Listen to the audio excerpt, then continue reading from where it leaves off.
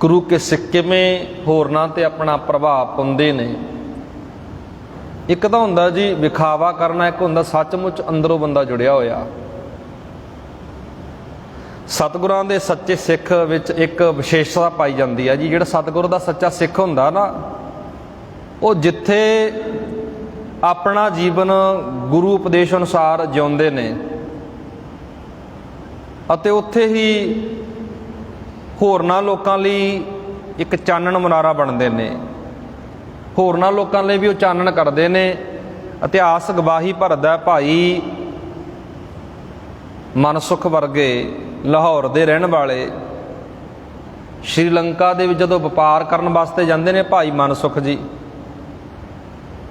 ਉਸ ਵਕਤ ਬਾਬੇ ਨਾਨਕ ਦੀ ਬਾਣੀ ਜਦੋਂ ਪੜ੍ਹੀ, ਸ਼੍ਰੀਲੰਕਾ ਦਾ ਰਾਜਾ ਸ਼ਿਵਰਾਬ ਇੰਨਾ ਪ੍ਰਸੰਨ ਹੋਇਆ ਬਾਣੀ ਸੁਣ ਕੇ, ਕਹਿਣ ਲੱਗਿਆ, ਸਿੱਖਾ ਗੁਰੂ ਪਿਆਰਿਆ ਤੂੰ ਕੀ ਪੜ੍ਹਦਾ,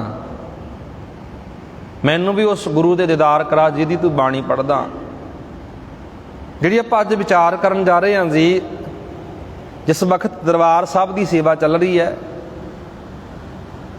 ਗੁਰੂ ਅਰਜਨ ਸਾਹਿਬ ਜੀ ਆਪਣੇ ਸਿੱਖ ਭਾਈ ਕਲਿਆਣੇ ਜੀ ਨੂੰ ਇੱਕ ਗੱਲ ਕਹਿੰਦੇ ਨੇ ਕਿ ਭਾਈ ਲੱਕੜਾਂ ਦੀ ਬਹੁਤ ਥੁੜ ਪੈ ਗਈ ਹੈ, ਘਾਟ ਪੈ ਗਈ ਹੈ, ਲੱਕੜਾਂ ਲੈ ਕੇ ਆਵੋ।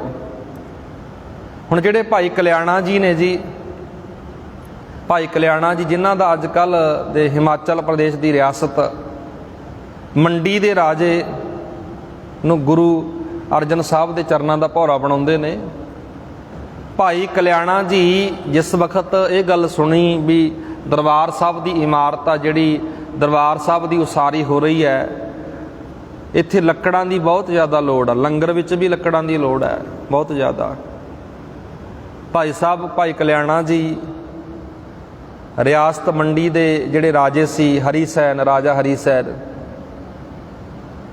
ਉਹਦੇ ਕੋਲ ਵਪਾਰ ਕਰਨ ਦੇ ਵੀ ਜਾਇਆ ਕਰਦੇ ਸੀ, ਲੱਕੜਾਂ ਲੈਣ ਵੀ ਚਲੇ ਗਏ।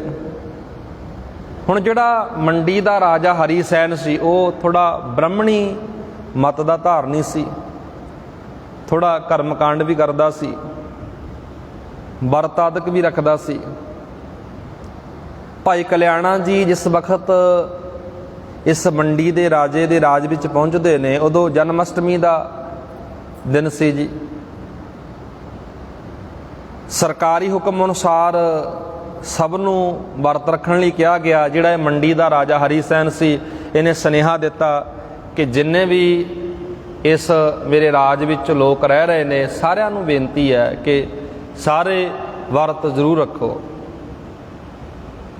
ਇੱਥੇ ਭਾਈ ਕਲਿਆਣਾ ਜੀ ਵੀ ਪਹੁੰਚੇ ਹੋਏ ਸੀ, ਕਿਉਂਕਿ ਰਾਜਾ ਸੀ, ਰਾਜੇ ਦਾ ਹੁਕਮ ਤਾਂ ਸਾਰਿਆਂ ਨੇ ਮੰਨਣਾ ਸੀ। ਸਾਰਿਆਂ ਨੇ ਵਰਤ ਰੱਖੇ, ਭਾਈ ਕਲਿਆਣਾ ਜੀ ਨੇ ਵਰਤ ਨਹੀਂ ਰੱਖਿਆ। ਗੁਰੂ ਅਰਜਨ ਸਾਹਿਬ ਦਾ ਸਿੱਖ ਸੀ ਭਾਈ ਕਲਿਆਣਾ ਜੀ। ਭਾਈ ਕਲਿਆਣਾ ਜੀ ਨੇ ਕੀ ਕੀਤਾ, ਖੁੱਲੇ ਮੈਦਾਨ ਅੰਦਰ ਚੁੱਲ੍ਹਾ ਵਾਲਿਆ, ਲੰਗਰ ਤਿਆਰ ਕੀਤਾ। ਲੰਗਰ ਤਿਆਰ ਕਰਕੇ ਭਾਈ ਸਾਹਿਬ ਨੇ ਆਵਾਜ਼ਾਂ ਮਾਰਿਆ ਕਿ ਭਾਈ ਜਿਹਨੇ ਲੰਗਰ ਛਕਣਾ ਨਾ, ਗੁਰੂ ਕਾ ਲੰਗਰ ਤਿਆਰ ਹੈ, ਕੋਈ ਵੀ ਆ ਕੇ ਲੰਗਰ ਛਕ ਸਕਦਾ ਹੈ। ਜਦੋਂ ਇਹ ਖਬਰ ਰਾਜੇ ਕੋਲ ਪਹੁੰਚੀ, ਹਰੀ ਸੈਨ ਦੇ ਕੋਲ, ਉਹਨੂੰ ਬੜਾ ਕ੍ਰੋਧ ਹੋਇਆ, ਬੜਾ ਗੁੱਸਾ ਵੀ ਹੋਇਆ। ਮੈਂ ਹੁਕਮ ਕੀਤਾ ਵੀ ਇੱਥੇ ਸਾਰਿਆਂ ਨੇ ਵਰਤ ਰੱਖਣਾ, ਪਰ ਇਹ ਕੌਣ ਆ ਗਿਆ ਇੱਥੇ ਆਏ ਜਿਹੜਾ ਲੰਗਰ ਲਈ ਆਵਾਜ਼ਾਂ ਮਾਰਦਾ, ਜਿਸ ਨੇ ਮੇਰਾ ਹੁਕਮ ਦੀ ਪਾਲਣਾ ਨਹੀਂ ਕੀਤੀ, ਵਰਤ ਨਹੀਂ ਰੱਖਿਆ। ਰਾਜੇ ਨੇ ਜਦੋਂ ਸਭ ਕੁਝ ਪਤਾ ਲੱਗਿਆ, ਰਾਜਾ ਬੁਰਾ ਵੀ ਮਨਾ ਰਿਹਾ, ਭਾਈ ਸਾਹਿਬ ਕਲਿਆਣਾ ਜੀ ਨੂੰ ਆਪਣੇ ਕੋਲ ਬੁਲਾਇਆ। ਭਾਈ ਸਾਹਿਬ ਬਿਲਕੁਲ ਨਿਡਰ ਹੋ ਕੇ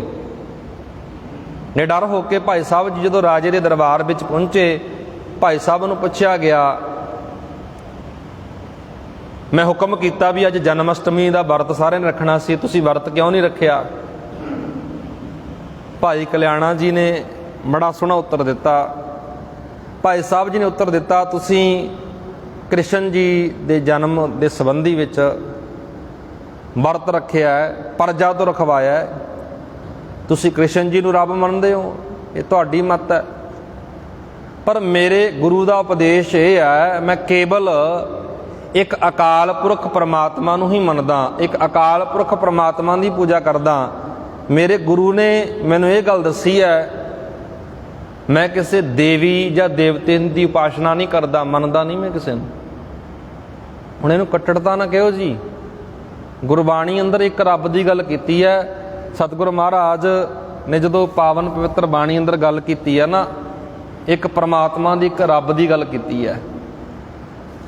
दूजी गल ये कि परमात्मा कदे जमदा मरदा नहीं है, परमात्मा का कोई शरीर नहीं है, परमात्मा आकार तो रहता। मूल मंत्र के तुसीं सारे अर्थ पढ़ते हो जी, एक ओंकार सतनाम करता पुरख निरभव निर्वैर, अगे उत्थे शब्द वरत्या अकाल मूरत, जिहदा कोई चेहरा मोहरा नहीं है, जिहदी कोई मूरत नहीं है, अजूनी जिहड़ा कदे जूना विच नहीं आउंदा। सह भंग उहदा प्रकाश अपने आप तो होया है।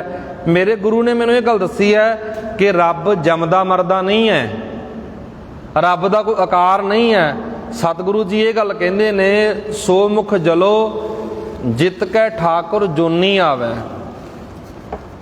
मेरे सतगुरु जी मैनूं ये गल कहंदे ने, दसदे ने कि वो मूँह सड़ जावे, वो मूँह जल जावे ਜਿਹੜਾ ਮੂੰਹ ਇਹ ਗੱਲ ਕਰਦਾ ਕਿ ਰੱਬ ਜੂਨਾਂ ਵਿੱਚ ਆਉਂਦਾ ਹੈ, ਰੱਬ ਜੰਮਦਾ ਮਰਦਾ ਹੈ। ਗੁਰਬਾਣੀ ਤਾਂ ਇਹ ਗੱਲ ਕਹਿੰਦੀ ਹੈ।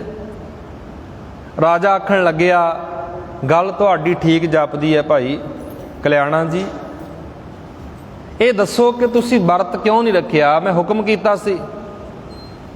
ਤੁਸਾਂ ਇਹ ਭਾਈ ਕਲਿਆਣਾ ਜੀ ਕਹਿਣ ਲੱਗੇ, ਤੁਸੀਂ ਮੇਰਾ ਹੁਕਮ ਨਾ ਮੰਨਣ ਵਿੱਚ ਕਰਕੇ ਦੋਸ਼ੀ ਹੋ। ਕਲਿਆਣਾ ਜੀ ਨੇ ਪਹਿਲੀ ਤਰ੍ਹਾਂ ਉੱਤਰ ਦੇ ਦਿੱਤਾ, ਸਾਡੇ ਧਰਮ ਦੇ ਵਿੱਚ ਵਰਤ ਰੱਖਣਾ ਵਾਸਤੇ ਆਖੀ ਨਹੀਂ ਸਾਡੇ ਗੁਰੂ ਨੇ। ਸਾਡਾ ਤਾਂ ਗੁਰੂ ਇਹ ਗੱਲ ਕਹਿੰਦਾ, ਜੇ ਵਰਤ ਰੱਖਣਾ ਮਨ ਦਾ ਵਰਤ ਰੱਖ, ਮਨ ਕਰਕੇ ਆਪਣੇ ਮਨ ਨੂੰ ਸੁਚੇਤ ਕਰ, ਆਪਣੇ ਮਨ ਨੂੰ ਵਿਕਾਰਾਂ ਤੋਂ ਬਚਾਏ, ਸਭ ਤੋਂ ਵੱਡਾ ਵਰਤ ਹੈ। ਅੰਨ ਛੱਡ ਕੇ ਰੱਬ ਦੀ ਪ੍ਰਾਪਤੀ, ਅੰਨ ਛੱਡ ਕੇ ਪਤੀ ਦੀ ਉਮਰ ਲੰਬੀ ਦੀ ਪ੍ਰਾਪਤੀ, ਇਹ ਤਾਂ ਫੋਕਟ ਕਰਮ ਕਾਂਡ ਨੇ। ਭਾਈ ਕਲਿਆਣਾ ਜੀ ਕਹਿਣ ਲੱਗੇ, ਸਾਡਾ ਧਰਮ ਸਾਡਾ ਗ੍ਰੰਥ ਇਹ ਸੁਨੇਹਾ ਦਿੰਦਾ, ਅੰਨ ਨਾ ਖਾਹੇ ਦੇਹੀ ਦੁੱਖ ਦੀਜੈ, ਬਿਨ ਗੁਰ ਗਿਆਨ ਤ੍ਰਿਪਤ ਨਹੀਂ ਥੀਜੈ, ਮਨਮੁਖ ਜਨਮੈ ਜਨਮ ਮਰੀਜੈ। ਸਤਿਗੁਰੂ ਮਹਾਰਾਜ ਦਾ ਜਦੋਂ ਬਚਨ ਪੜ੍ਹ ਕੇ ਸੁਣਾਇਆ ਨਾ ਭਾਈ ਕਲਿਆਣਾ ਜੀ ਨੇ, ਜਿਹੜਾ ਬੰਦਾ ਅੰਨ ਨਹੀਂ ਖਾਂਦਾ, ਪ੍ਰਸ਼ਾਦਾ ਨਹੀਂ ਛਕਦਾ, ਉਹ ਸਰੀਰ ਨੂੰ ਦੁੱਖ ਦਿੰਦਾ। ਠੀਕ ਹੈ ਜੀ, ਬੰਦਾ ਨੋਰਮਲ ਗੱਲ ਹੈ ਕਿ ਬੰਦਾ ਵੈਸੇ ਨਹੀਂ ਪ੍ਰਸ਼ਾਦਾ ਛਕਦਾ, ਉਹ ਇੱਕ ਵੱਖਰਾ ਵਿਸ਼ਾ ਹੈ। ਜੇ ਕੋਈ ਆਖੇ ਮੈਂ ਅੰਨ ਛੱਡ ਕੇ, ਮੈਂ ਭੋਜਨ ਛੱਡ ਕੇ ਰੱਬ ਨੂੰ ਪਾ ਲਾਵਾਂਗੇ, ਸਾਡੀ ਗਲਤੀ ਹੈ, ਇਹ ਸਾਡਾ ਭੁਲੇਖਾ ਹੈ।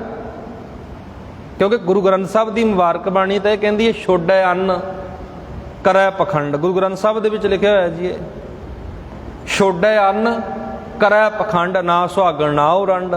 ਸਿੱਧੀਆਂ ਜਿਹੀਆਂ ਗੱਲਾਂ ਨੇ, ਹਰ ਇੱਕ ਬੰਦੇ ਦੇ ਸਮਝ ਆਉਂਦੀਆਂ ਨੇ, ਪਰ ਸਾਡਾ ਸਮਾਜ ਪੜ੍ਹਿਆ ਲਿਖਿਆ ਵਰਗ ਵੀ ਇਹਨਾਂ ਗੱਲਾਂ 'ਤੇ ਵਿਸ਼ਵਾਸ ਕਰਦਾ ਹੈ। ਫਿਰ ਕੀ ਕਰੀਏ ਪੜ੍ਹਾਈ ਦਾ, ਕੀ ਕਰੀਏ ਸਾਇੰਸ ਟੀਚਰ ਦਾ, ਜਿਹੜਾ ਹਾਲੇ ਵੀ ਇਹਨਾਂ ਗੱਲਾਂ 'ਚ ਵਿਸ਼ਵਾਸ ਰੱਖਦਾ ਹੈ। ਗੁਰੂ ਗ੍ਰੰਥ ਸਾਹਿਬ ਦੀ ਮੁਬਾਰਕ ਬਾਣੀ ਬੰਦੇ ਨੂੰ ਸੁਚੇਤ ਕਰਦੀ ਹੈ, ਜਗਾਉਂਦੀ ਹੈ। ਜਿਹੜਾ ਕਰਮਕਾਂਡ ਆ ਉਹ ਤਾਂ ਕਰਮਕਾਂਡ ਹੀ ਹੈ ਨਾ। ਇੱਥੇ ਜਦੋਂ ਭਾਈ ਕਲਿਆਣਾ ਜੀ ਨੇ ਹੁਕਮ ਕੀਤਾ, ਸੁਨੇਹਾ ਦਿੱਤਾ, ਭਾਈ ਸਾਹਿਬ ਦੇ ਪਾਸੋਂ ਇਸ ਰਾਜੇ ਹਰੀ ਸੈਨ ਨੇ ਗੁਰੂ ਕੀਆਂ ਵਿਚਾਰਾਂ ਸੁਣੀਆਂ। ਹਰੀ ਸੈਨ ਕਹਿਣ ਲੱਗਿਆ, ਤੁਸਾਂ ਲੱਕੜੀ ਲੈ ਕੇ ਜਾਣਾ ਨਾ ਦਰਬਾਰ ਸਾਹਿਬ, ਲੱਕੜੀ ਦਾ ਪ੍ਰਬੰਧ ਵੀ ਕੀਤਾ। ਇਹ ਗੱਲ ਆਖੀ ਭਾਈ ਕਲਿਆਣਾ ਜੀ ਨੂੰ, ਭਾਈ ਸਾਹਿਬ ਤੁਹਾਡੇ ਅੱਗੇ ਬੇਨਤੀ ਇੱਕ ਵਾਰੀ ਇਹ ਹੈ ਕਿ ਜਿਹੜੇ ਗੁਰੂ ਦੀ ਤੁਸੀਂ ਬਾਣੀ ਪੜ੍ਹਦੇ ਹੋ, ਜਿਹੜੇ ਗੁਰੂ ਦਾ ਤੁਸੀਂ ਪ੍ਰਚਾਰ ਕਰਦੇ ਹੋ, ਜਿਹੜੇ ਗੁਰੂ ਨੇ ਤੁਹਾਨੂੰ ਇੰਨੀ ਸੋਹਣੀ ਵਿਚਾਰ ਦਿੱਤੀ ਹੈ, ਵਰਤਾਂ ਬਾਰੇ ਸਮਝਾਇਆ, ਇੱਕ ਵਾਰ ਮੈਨੂੰ ਉਸ ਗੁਰੂ ਦੇ ਦੀਦਾਰ ਕਰਾ ਦਿਓ। ਇੱਕ ਐਡਾ ਵੱਡਾ ਰਾਜਾ ਹੈ ਨਾ ਜਿਹੜਾ ਹਰੀ ਸੈਨ, ਜਿਹਦਾ ਹੁਕਮ ਚੱਲਦਾ ਹੈ, ਅੱਜ ਉਹ ਵੀ ਭਾਈ ਕਲਿਆਣੇ ਨੂੰ ਇੱਕ ਸਿੱਖ ਨੂੰ ਕਹਿਣ ਲੱਗਿਆ, ਮੈਨੂੰ ਗੁਰੂ ਦੇ ਦੀਦਾਰ ਕਰਾ। ਹੁਣ ਸਿੱਖ ਦਾ ਜੀਵਨ ਵੇਖੋ ਜੀ ਕਿੰਨਾ ਉੱਚਾ ਸੁੱਚਾ ਹੋਵੇਗਾ, ਗੁਰੂ ਕੇ ਸਿੱਖ ਦਾ ਜੀਵਨ ਕਿੰਨਾ ਉੱਚਾ ਹੋਵੇਗਾ। ਗੁਰੂ ਦੇ ਸਿੱਖ ਦੇ ਜੀਵਨ ਤੋਂ ਕਿੱਡੀ ਵੱਡੀ ਸੂਝ ਆ ਗਈ, ਕਿੱਡੀ ਵੱਡੀ ਸਮਝ ਆ ਗਈ। ਇੱਕ ਰਾਜੇ ਨੂੰ ਇਹ ਵਰਤ ਰੱਖਣੇ ਛੱਡ ਦਿੱਤੇ, ਕਰਮਕਾਂਡ ਛੱਡ ਦਿੱਤੇ। ਇਹ ਰਾਜਾ ਹਰੀ ਸੈਨ ਗੁਰੂ ਅਰਜਨ ਸਾਹਿਬ ਦਾ ਸਿੱਖ ਬਣਿਆ, ਗੁਰੂ ਅਰਜਨ ਸਾਹਿਬ ਦੇ ਦਰਬਾਰ ਤੋਂ ਸਿੱਖੀ ਦੀ ਦਾਤ ਪ੍ਰਾਪਤ ਕੀਤੀ। ਸੋ ਜਿਹੜੀ ਰਹਿੰਦੀ ਵਿਚਾਰ ਆ ਜੀ, ਉਹ ਆਪਾਂ